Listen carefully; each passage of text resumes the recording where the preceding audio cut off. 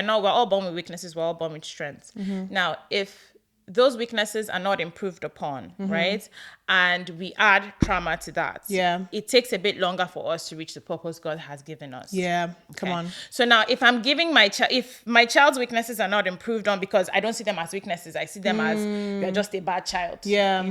Hide those weaknesses, because the only way you fix a weakness is that they show it and they work on it. So if you make your child hide it was really pretty much a technique for all of us growing up. Yeah. If you make your child hide it and not work on it, and you add trauma to that, chances are they're going to take a long time before they get to where they feel fulfillment, because there's this thing called the Maslow's hierarchy of needs. Yes.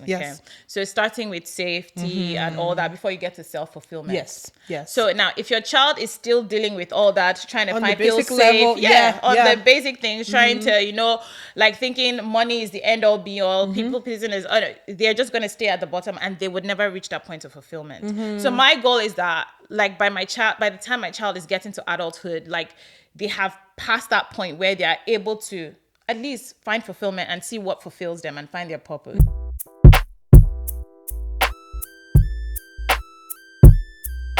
Hey guys, welcome to another episode. I hope you guys are enjoying all the guests I've been having on here. Today I have my friend Ngozi. Hi. We've been friends since 2002.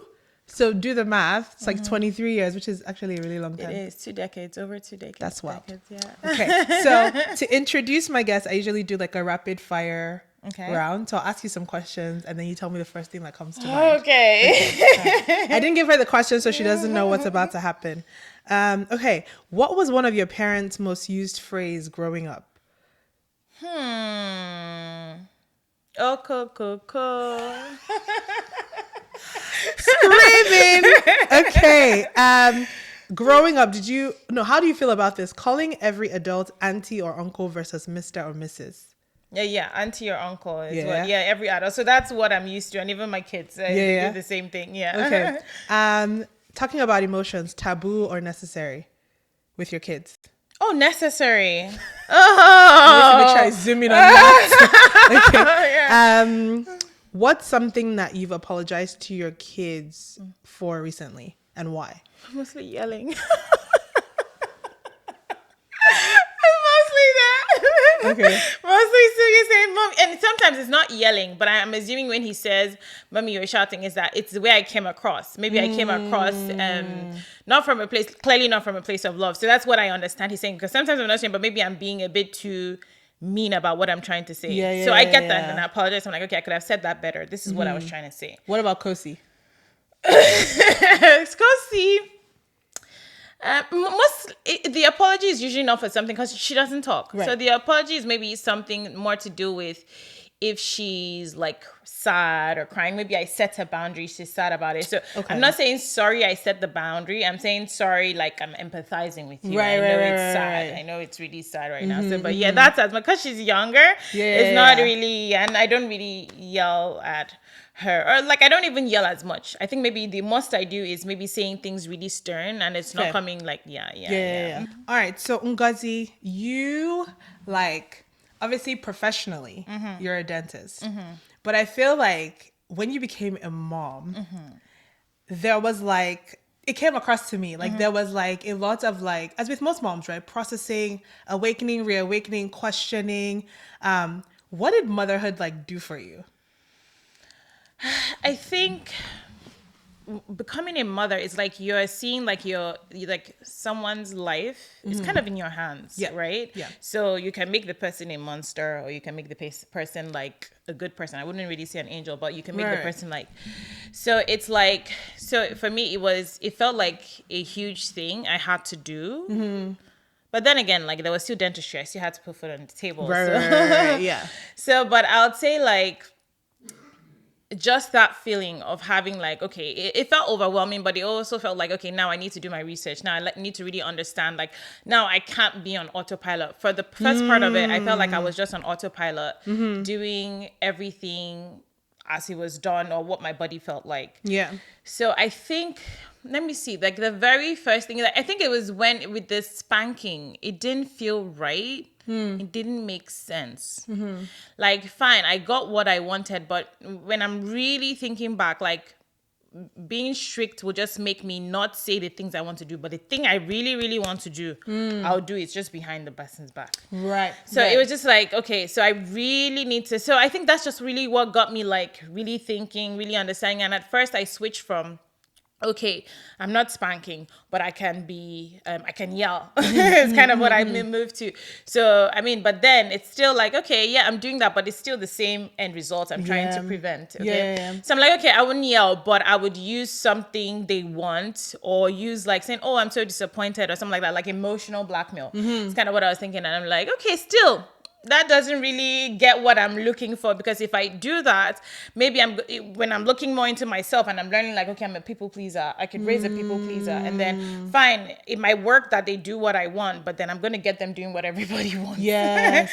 So that doesn't even work as a Christian, because right. you shouldn't please man, you have to please God. Yeah. So, and then so from there, that's how I just started, and then I started reading books. So first it was more of like scientific books, right? Then I started finding books that merge both Christianity and like self-help, but it ends up you still find, like there was one I was reading on control recently, and I don't want to deviate too much. She still touched on when we try to control our kids, but in essence she was really talking about control and how it started from Adam and Eve, and how it affects our relationships, and like a very small part of the chapter had to do with kids, right? So like, yeah, so that's how I've really just progressed, and that's how like everything just kind of opened up. So you said you realized that like you were a people pleaser, and you didn't want to raise a people pleaser. If you reflect back on how your parents parented you, obviously like they did the best that they knew how to at the time. Course, yes. What were those things that you'd say they did that now that you reflect, you're like, this might have contributed to me being a people pleaser? I think very much the very key one is what people will think. And even right now with my son, I'm very careful when people say, oh, don't do that because people will laugh at you. I say they can laugh at you. That's their business. Does it make sense to you? I quickly correct it, because I know it's sending. They say there's this inner working model, like you don't know it's doing, but it's forming how you be as an adult. Right. So I'm very cautious. Like even if it's said on the side, I immediately correct the statement. Yes. So things about what would people think is one major thing with people pleasing. So was it communicated to you like, oh, don't do that because people will think that, or was it just your perception that they perceived people will perceive it a certain way? Does that make sense? Yeah. So because like now, right, it was most likely my inner working model. So I can't even say for sure, but I know. Let me say perception. What I understood from most of the moments is that, like, especially like you have to act right outside. Yes. You know, that kind of thing. Like you have to be like look perfect outside. So there was always that perception. So anything I see that is kind of catering to that with my son. And so that's one thing. And another thing I'm also cautious about is anybody trying to say, because people pleasing is that if someone is feeling sad or feeling upset, you feel like you need to fix it. Right. So which is something when growing up. So maybe your mom says, see, you made me upset, right? Or don't do this, or mom is going to be sad. I'm very cautious to not make that statement, or anybody making that statement. I say, if you're sad, don't worry, we'll give you a hug. I automatically correct it. So for you growing up, was that something that happened? Yeah, so I think even with not just parents, I think it was like, because I think, it's community raising. I think it was just general, and I still hear adults that say that like, oh, this person made me upset. I'm like, the thing triggered you, but at the end of the day, you control yourself. You're in charge of your emotions. So you cannot blame your actions on what somebody did, right? You're totally responsible. So even I see like even people carrying that, and that's part of the things when you're on autopilot, you don't realize those things as in childhood that had an effect. So fine, you say that, but then you now also believe that you are also, when you say that, you believe you're responsible for that other person's emotions. And so somebody is sad, and it's dangerous because somebody might be sad to do something ungodly, like, okay, let's say cheating in exams. You didn't tell me the answer. I'm so sad. Please tell me. And then you feel, okay, I don't want to make this person sad. Right. Okay, let me just tell them. So this is what I'm saying, like trying to please man, you can't work if you're trying to please God. It's like, so you have to be really okay. And sometimes I feel like I overcorrect, but I don't know. I think I don't mind overcorrecting where it's like, I would rather he is very like strict about what he wants versus how somebody else feels. So I had a friend come over, and he was playing with the cups in the house, and she didn't like it, and she was just like, I don't like it. It makes me feel she was talking like when it made her feel sad or feel like she didn't like it, like because the cup she used. And then I'm just like, okay, but it's like your feelings are valid, but it's not a valid reason for my son to stop what he's doing. Right. Like, okay, he's curious, he's doing what he's doing. Like, and so I mean, she talked to me about, that's what I really love about the friendship. Like, she didn't like it, that she said that she thought I'll tell him to stop. I told her, and she knows we're both even dealing with people pleasing. I told her, like, for me, it's not a valid reason how you feel. Like, I can help you if you feel sad. I can give you a hug, and that's what I tell my son. If someone is sad, you can give them a hug, but that's about it. If they don't want a hug, no problem. Let me know what you need. When you need it, I'm here. So it's like teaching your child to be empathetic, but not responsible for somebody else's emotions. So that's just it. So yeah, so that's where it's like I'm really like working on. I mean, I don't know how that will pan out. Like exactly, I don't have anything that I'm using as a yardstick. But I'm just reading and trying to apply with my child. And of course, guidance of the Holy Spirit, praying about it, thinking about it, reflecting on things, and seeing how I'll do it differently. But yeah, so that's just pretty much. So it's just not being responsible for people's emotions. And even with his sibling, like if Kosi is crying, the most you can offer her is a hug, but you don't give her what she's crying for, because we're not trying to fix the problem. Do you get, like, if we want to talk about it later and figure out the solution, but the solution to crying is not fixing the problem. It's fixing not fixing the crime, but being there for them and give them what they need. Providing support. That's as much as you should offer. I want to go back to this internal working model, right? Because I think with parenting, life is such an interesting thing. And I think the scientist in my brain is always like, when we act a certain type of way and we don't reflect on why we're acting a certain type of way, the way we're acting is normal to us. Valid. Like, it's so normal. Yes. Even if the action is actually abnormal. Yes. But because like you haven't reflected and you've done this all of your life, the people around you have done this all of your life, I think that's why, like, when you're talking about the internal working model, it's something that I'm like, can we pause and actually think about the ways that we were raised? And sometimes you can't tie, it was because of this thing or because of that thing. But I think, how important would you say it is for people to actually reflect prior to even becoming parents on how they were raised to inform the way that they want to raise their own children? I think it's the best thing, because doing it as a parent is not, you're going to make a lot of mistakes and your child would bear the brunt of it, right? And you're human, and it's not to feel guilty about it. It's like, I'm human and I did the best I had with what I had then. Right. But imagine doing that work before, even before you get into a relationship, because even my younger brother now, I'm just so like happy and proud for him, because he's also on the journey. He doesn't have a kid. He's not in a relationship, but he's like even way ahead of me. Like, I learned from him. So it's just like, I'm just like, oh, that would have been so awesome to be before I got in. So because he has a therapist, and his therapist is more like it's both Christian and psychology. So he has like with both, so many things. I'm even like having a question I talk to him about, and then he just says what was in my head or what I was trying to figure out, and he just gives me, I'm just like, like I've been trying to figure out that how piece. To even say, how to put it in words. So I think it's very key, and I think it's possible, right? So fine, it was a child that brought me on the journey. I'm grateful for it, but I think like it makes a whole lot of, because it impacts your child. So instead, and it's okay to make mistakes, but the mistakes are less. Like because what I feel is that when you do things that, how I say, that gives your child those flaws, right? Because all those are weaknesses. Let me say weaknesses. All our weaknesses, if they are not, we're all born with weaknesses, we're all born with strengths. Now, if those weaknesses are not improved upon, right? And we add trauma to that. It takes a bit longer for us to reach the purpose God has given us.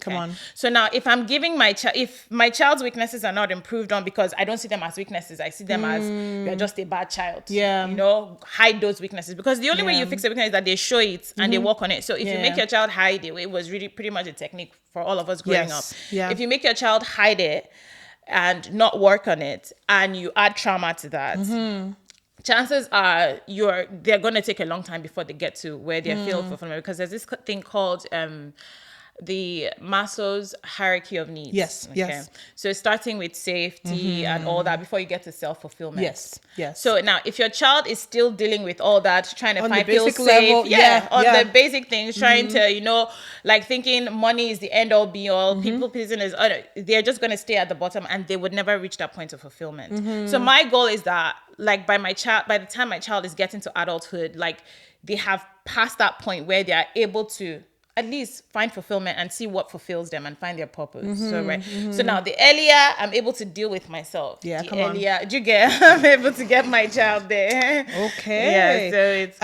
it's so it's clear though that for you with parenting, right, like faith is a very important thing. Yes. Right. I remember we had a conversation one time and you had made mention of Psalm 23. And you were talking about, this is in light of like correction. So this is like a correction versus punishment type conversation. But you had this conversation about when the scripture talks about your rod and your staff, they comfort me. Right. Like when we think about spare the rod and spoil the child, we kind of forget that the rod also provides comfort as well. Exactly. So can you speak a little bit to that conversation, but also your perspective on correcting a child, punishment, and all the in-between spaces, especially for people who say like gentle parenting is for wusses, for example. So maybe let's have that conversation and then I'll circle back on gentle parenting a little bit. Okay, that's fine.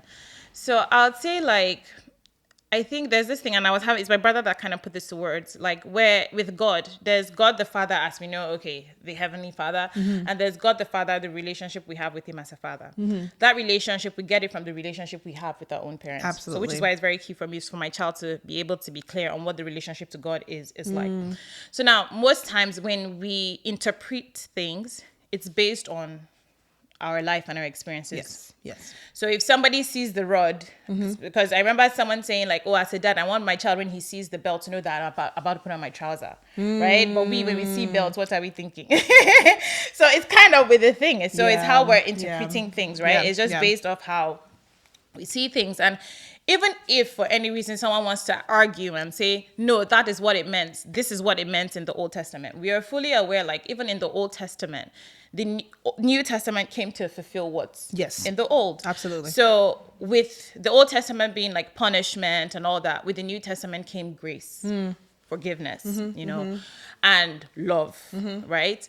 And even when we're seeing how they define love, it's patient, it's kind. There's no room for, like, somebody made a mistake and you strike them. Like, even see, like, the lady that was, they were about to stone. Yes. So there was really no instance where, when Jesus came, punishment was ever a solution to anything, to any sinner. It eat with them, show love. So even the two commandments he gave, love. So you see, so even no matter how you want to spin it, if you want to spin it that, okay, that's what it meant. Okay, fine. That's what it meant. You've come to the New Testament now. What is it about? And giving grace. And I know sometimes, based off also our upbringing, we're scared that giving grace means you're letting the person spoil. Absolutely. Yeah. So, and now there's no consequence. Exactly. And there's even this new show in the cinema, King of Kings. I went to watch it with my kids. Okay. Really lovely, because the dad kept saying the thing of, oh, there's consequences, behavior has consequences. And then he went back home. His wife told him, oh, why don't you have a book on Easter? The son that was strong-willed, tell him the story. And as he was going through the story, he now realized, like, what do I mean by behavior have consequences? Like, talking about the life of Christ and talking about grace.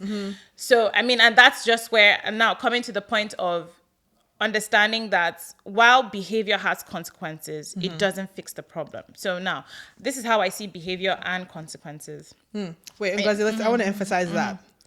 So just so you guys are not misconstruing what she's saying, there are consequences to certain actions that you take. However, what she's saying is that those consequences don't necessarily fix the issue to begin with. Exactly. So there'll be something that'll happen, but like in the long term, like for your kid, you want them to learn something from that consequence. Exactly. Because the truth is, not everybody learns from consequence. Exactly. No, and I feel like even learning from consequence is even like, let me use an example. My child is on this chair, he's jumping, right? He jumped, and I'm like, you shouldn't do that, don't do that. You do that, you fall. And then he falls, and then he fractures his arm, right? Yeah. consequence has happened. He hurt his arm. Does that mean he won't jump next time? Question mark. Now, if the reason he was jumping is because he lacks self-control or he has ADHD and he's hyperactive, that's not going to change. Yeah, that's good. Even if he broke his arm. Okay. So, and it's very important to find what is the reason behind the behavior. Yeah. Yeah. So it's the thing where I was saying, like, if you fracture your arm and you put a Band-Aid on it, the fracture is going to heal malaligned if you don't straighten that arm. Yes. You have to find the underlying thing, right? So it's like, I'm going to think of anything. So let's say even maybe your child is being rowdy in church. You're using my son, being noise, and he was shouting a lot. I could go home and beat him and say, the next time we go to church, don't shout again. Yeah. And maybe my child would be on that freeze, flight, fight, survival. He has to survive. He doesn't want to be hit again. And so it works. So I wouldn't even say that it doesn't work. The next time we go to church, he's actually mute, quiet, and not moving, right? Yeah. Now, in my own son's case, we were able to find out that he had sensory processing issues because my priority was not him to shut up in church. My priority is like, what's going on? It's not typical, right? Yeah. So, of course, it was even my brother, when I now brought this up, and this is what I'm saying, I really love, like, talking with my younger brother, because he's Shout out to Jindu. Yeah. Because he's the one that brought this up that, he had a course in occupational therapy where they're talking about sensory processing issues, where a child is, when the place is quiet and they're shouting, because I had told him other things that were happening with him. And he was like, all these things you mentioned, he just sounds like he has issues. And we have seen occupational therapy. He does have sensory processing issues. And there are things to do for that. Now, if I did nothing about it, he would have been in freeze in church, but I would have left that unchecked. Yeah. And there's so many things, like and I know it's hard to believe it, but every behavior. So sometimes I see a behavior, I don't know what it is. I take that up with God. Yeah, come on. Can you help me figure it out? Yeah. How can I help him? Yeah. Like, I know shouting at him or telling him don't do that again doesn't fit. Even as an adult, you have to realize when an adult is falling short, like even your spouse. Even as I feel like I want to zoom in. Okay. even with your spouse, you'll find that there are things, and it took me a while. It was easier for me with a child because I said, okay, absolutely. now me born you. You came into the world not knowing anything. I'm the one teaching you. So grace is more than sufficient for you.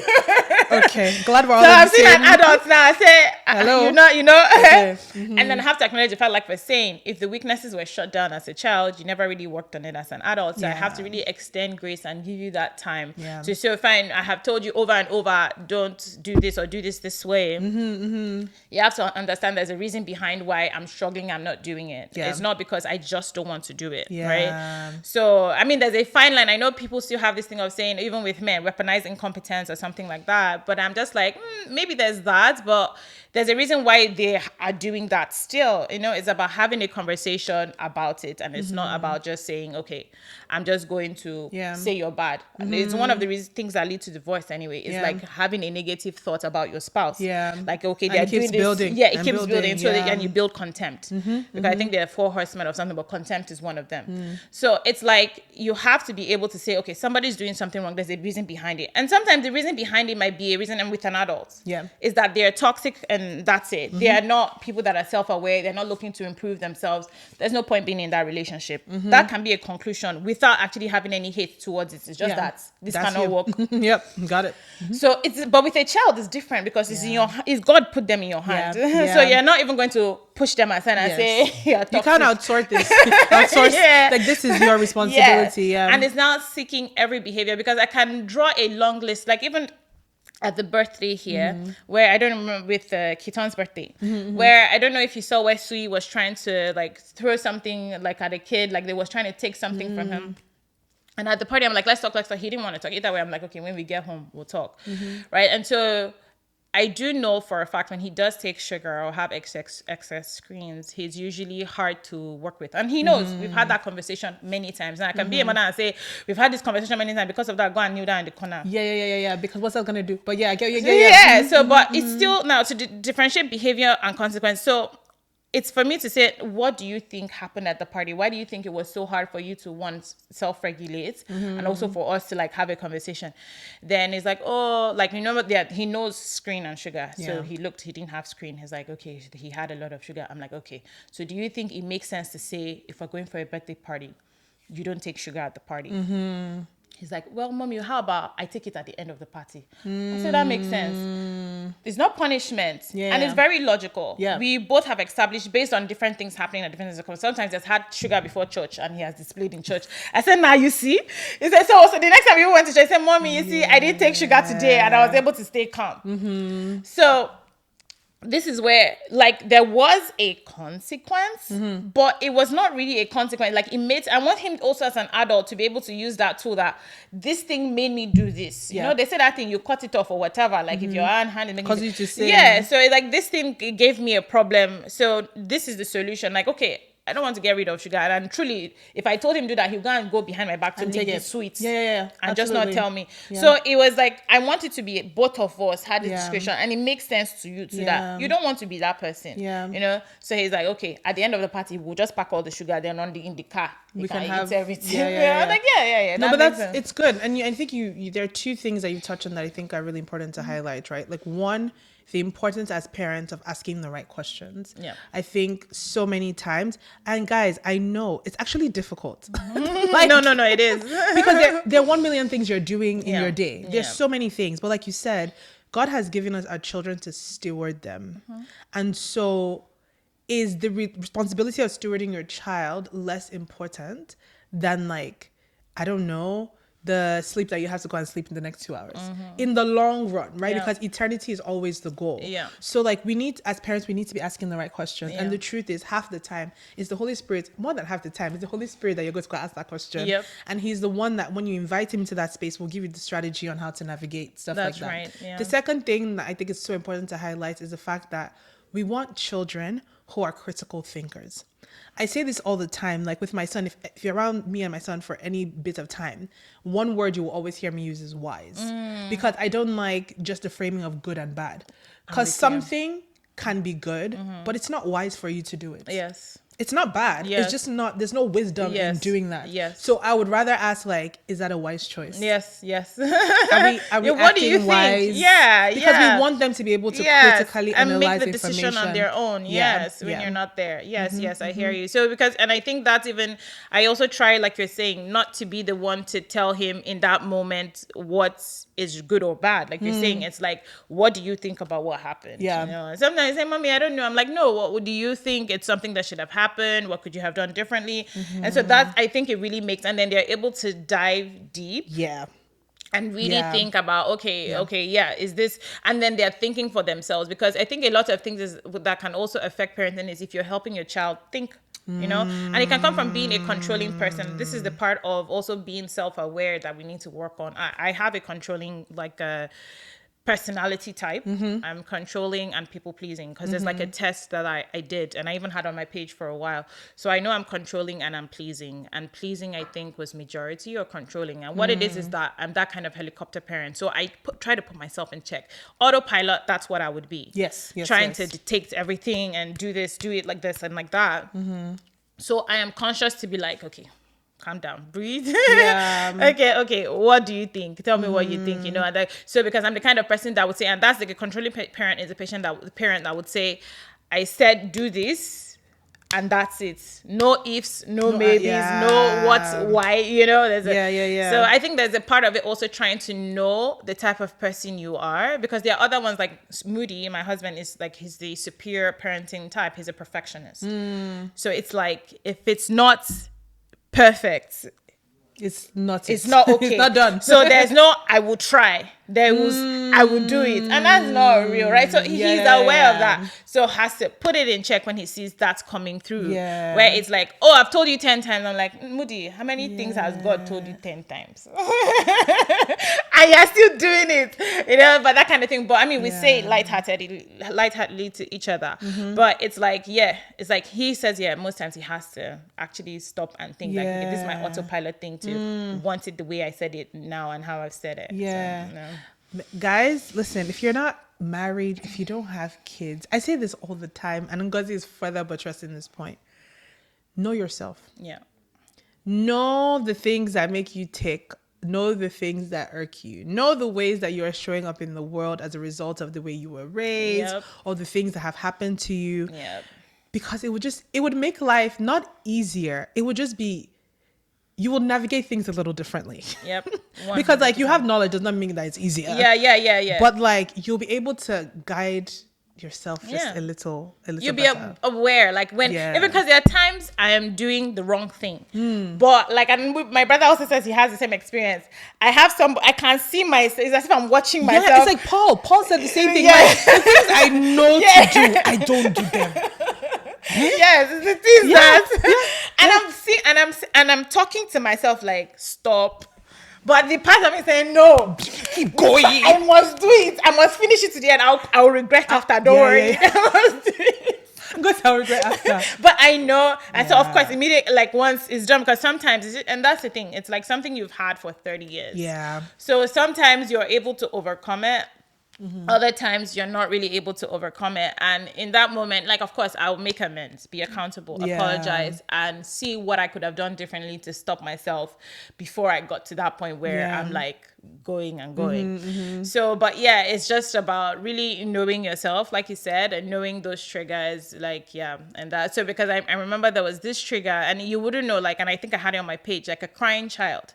You don't even realize. Like you see a child crying and maybe you've begged him and it's like, what is it? I've begged you now. Like, you know, that kind of thing. Like, you know, and you're shouting at the child. So, and I feel like it used to crying triggered me to and unfortunately or fortunately, like, I mean, my first son, his temperament, he's melancholic. So he's very emotional. He watched Lion King. He cried. Oh my God. He cried. He didn't want to watch the film again. I said, nah, if you don't watch the film, you always think that that's how we ended up. Mufasa died. He cried. So he's very emotional. So yeah, so normally he's just somebody that cries a bit more. So, and I didn't realize like it was, and maybe I could even pinpoint a part of my childhood where I cried and I was kind of shut down, like, stop, it's okay, you know, that kind of thing. And they say how your brain interprets it is that your brain interprets it as it's a problem, like it's danger. Yeah. And so when you're an adult and then it's happening, you also, when your child is crying, it's like, it's tears, it's sadness, because I had to really now think for myself, why am I triggered? Why am I upset? Okay. So what you were saying about being a child who was like emotional and it coming across as this person just overly emotional, always crying, always this, and so growing up I was like that. And so it's just like, I think it was maybe in college where I was just like, no, but like this is how God created me. Like, so like even if I tried not to be that person, it's like, to what end? And then what I realized was, because there are 4 main ways that God speaks to you. One of the primary ways is how I feel about something.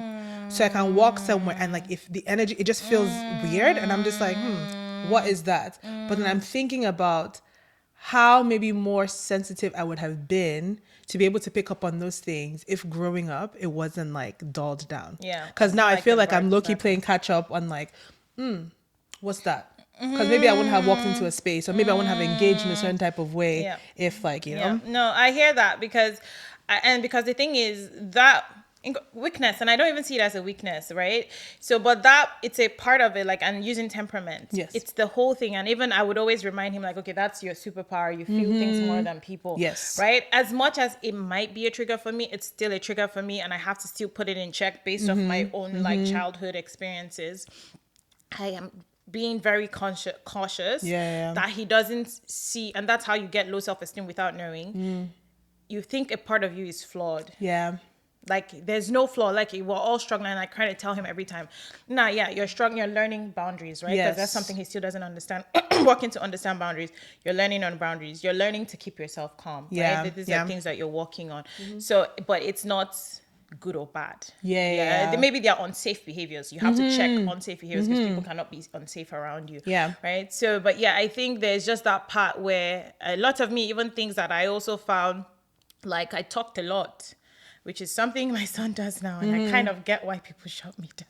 Because the only reason I haven't shut my son down is because I remember I was shut down.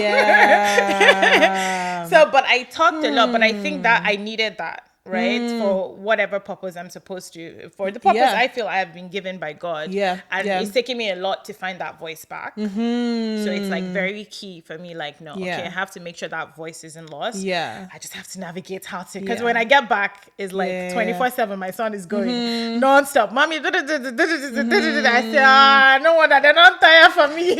But you know, what is so funny, like I told you, I mean, we've been friends for a long time, and I will attest to the fact that, like, I can see the way that you've taken your voice back, or you're reclaiming your voice, and like using it in a way that it has so much impact. So like I can absolutely attest to that. Like just coming from QC to like now, like it's such an amazing thing, I think, to see when, and I say this all the time, when you walk in what God has called you to walk in. Absolutely.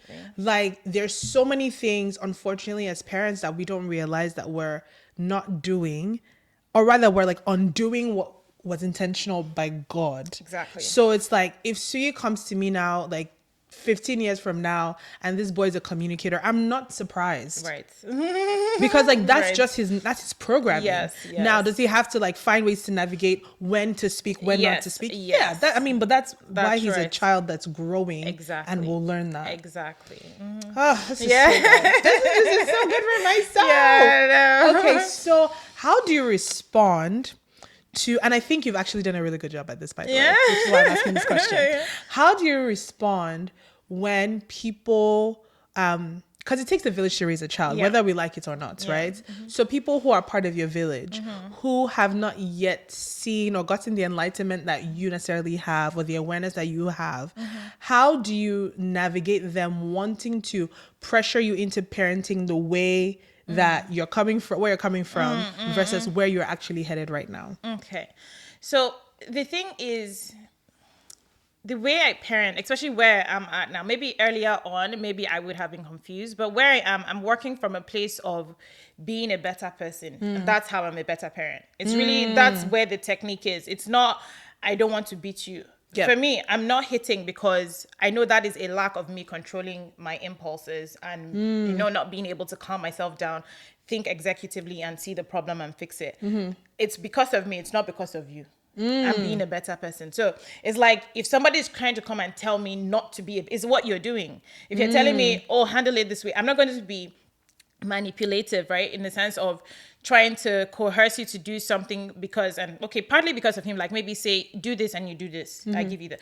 I avoid that because I don't want anybody to be able to do that to him, to do something to him. Like, I mean, SA is a thing with kids.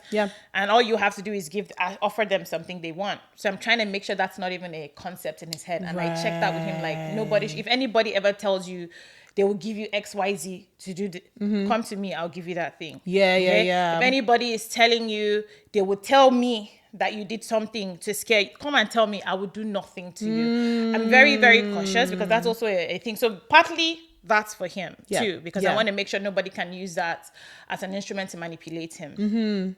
But also for me, it's like, I shouldn't, being that I'm someone that I know I'm working on control issues, I have that tendency to want to do this or else. I already have that tendency. So I can't feed into it because that's a weakness or a trauma I'm working on. So if you're telling me to fit into it, you're telling me to go against being a better person. If you see what I mean. So it's much deeper than parenting or it's parenting way, to be honest. It's earlier on it would have been that. More, it's now more like everything. And like I told you, I was reading that book on control because I have control issues. I was reading that book on control and how to work on that, and it had like that Christian perspective. Like I said, a small section had to do with kids, and it had to, because at the end of the day, it's every relationship that the control issues it shows up. So that's just where it is. Like, so the most I would do is try to let the person know I'm up. So now it depends on the person. So if it's like an elderly person, a parent or something like that, my parents are a bit more understanding where I am. They are the point. But have they always been though? No. So I feel like as you get older, our parents like ease. And I feel like even where I get that there are some things they don't agree, it's just like, okay, like it's what you're thinking, you know, that kind of thing. And where they are even at with the kids is their grandparents.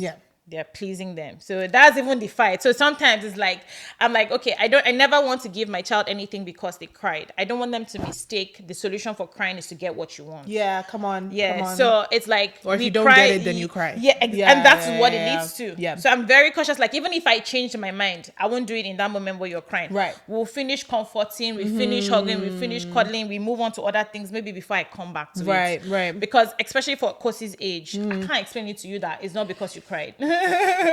But that's where my parents, or even grandparents, all the grandparents are. So you would just cry, give him now, give him. I'm just like, it's not that I don't want to give him. You don't get, like, I just don't want him to think. But yeah, that's I think that's the most that it is. But if it's for a spanking, or they don't even want to do it in them, they are even though it was a thing, but grandparents, you spoil the children.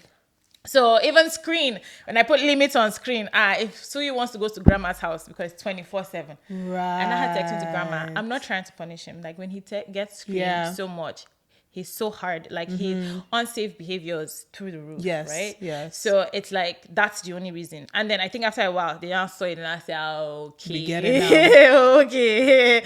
So it's like, so that's where it's like, that's where we're limiting. And I've had the conversation with him, like, even like. And so this is the thing with also behavior and consequences, where sometimes we have screen-free months and it's just based off his behavior in the previous month. Now, it's not like it's a checklist of punishment or reward. It's like we went together to see signs of screen addiction. And so we have a checklist. Anytime you're showing any of those signs, he watched the videos with me. So it's not like I'm playing smart. So at what age, because I think there's some parents who are going to listen to this now and they're like wondering, at what age do I start this? At what age does my child? Because honestly, let's be Ngozi, one of the things I think God really showed me, like, in the last few months, is the way that I actually undermine how much my son can process. Yep. And I know that I'm not the only person. Yep. Right? So there's certain things, like, and I mentioned this to them already, there's certain things where, like, learning scripture, right?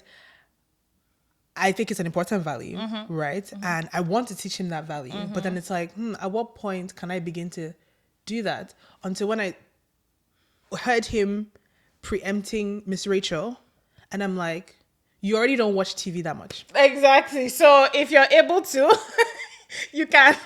So for the parents who are like, at what age can you incorporate these kind of things? Can you just also add, like, maybe timelines for them as well? So I'll say there's, for kids, and I saw that in a book, I can't remember which one, there's an age you govern, there's an age you govern and guide, and there's an age you just guide. And the reason being is that it's kind of directly proportional to how much of the consequences you bear if they don't do X. So for example, if a baby spills water, you will clean it. Definitely. If a 15-year-old pours water, he will clean it. So it's kind of directly proportional to who is bearing most of the consequence along the way. So governing is pretty much, you are mostly dictating at a certain age. And I find that, and this is my experience with both kids, it's usually when the less able they are able to process deeply. Like that conversation with screen addiction, I can't have it with Kosi. No, you can't. So what's the solution? Limit the screen from the get-go. Exactly. Let's not get to the point where you're addicted and I cannot even have that conversation. So that's kind of how you and that's where governing comes in. So you cannot say, and I understand there are some parents that need to put their kids on screen for a long time. I'm not going to judge anyone. But like how I dealt with everything where I was the one that fell short. If it was me that gave you the problem, I own it. And I'm like, I'm not going to punish you for it, right? So if I gave you screen 24/7, you're addicted to it now we're dealing with addiction. I'm like, now you cause him. You're the one that did this. So we'll take our time and figure it out. He's not at the age that we can communicate. And I did give Suri a lot of screen when he was younger. Maybe that's why we're dealing with that now. So it's like when he's not at the age to communicate, he's sad, I'll comfort him. That's it. We still have to govern at that point till we're able to have the conversation. So now knowing when it's just based on you and your child.